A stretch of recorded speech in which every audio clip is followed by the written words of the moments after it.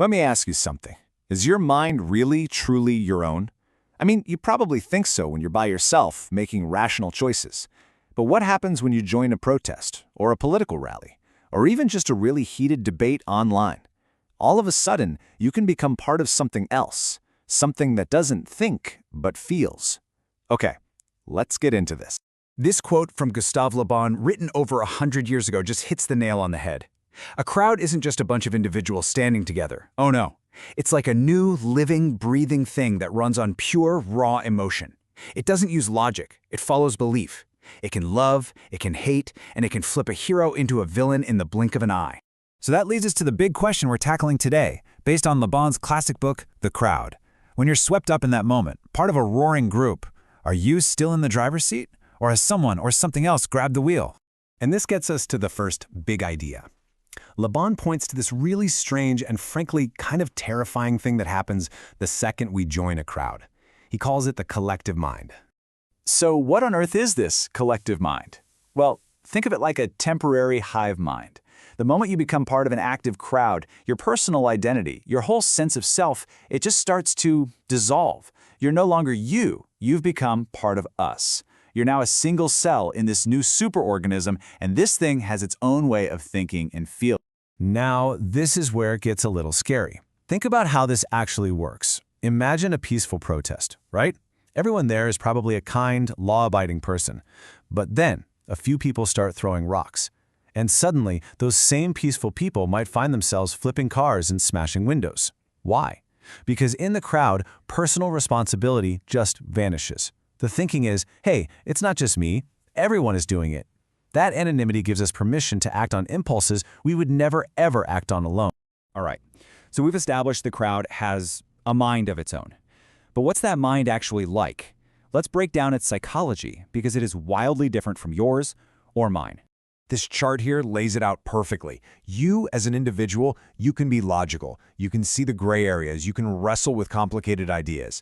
The crowd's mind, Le Bon says, is basically like a toddler's. It's impulsive. It doesn't reason. It feels things, and it feels them intensely. It sees the world in black and white. You're either a hero or a villain, good or evil. You can't persuade a crowd with facts and figures any more than you can calm a screaming child with a PowerPoint presentation. You have to use emotion. And this is absolutely crucial. Crowds don't think in words. They think in powerful, simple images.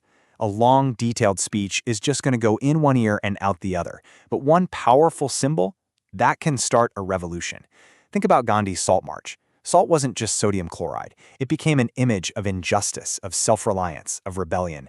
That single, simple image united a whole nation in a way 1,000 policy documents never, ever could. And if that wasn't strange enough, Le Bon takes it even further. He says that when you're in a crowd, you can enter an almost hypnotic state. Your conscious, critical brain just kind of goes to sleep, and you become incredibly suggestible. Think about the vibe at a huge political rally, or a rock concert, or a really charismatic sermon.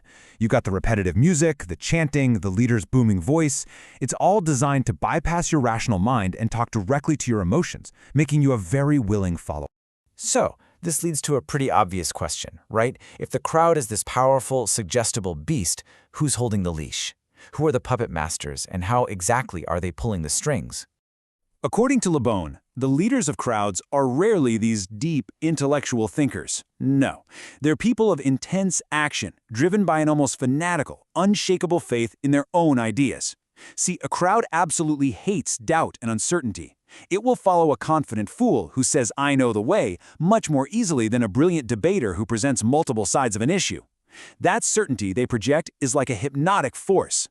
So how do they do it? Well, leaders have three main weapons in their arsenal. First up is affirmation, just making simple, bold statements without any proof. We are the greatest. They are the enemy. Next is repetition. You see, a lie repeated 1,000 times starts to feel like the truth. Advertising is the perfect example of this. An ad affirms, "This soda brings you happiness." Then it's repeated endlessly until your brain just connects the product with that feeling. And that brings us to the third weapon, contagion, which is the most mysterious and maybe the most powerful. It's how ideas and emotions spread like a virus through a group. And today, in our world, social media is the ultimate super spreader. A single tweet can create global outrage in minutes. A rumor on some message board can trigger financial panic. We are literally living in an age of emotional pandemics that spread at the speed of light. Wow, okay. This all sounds pretty bleak, doesn't it?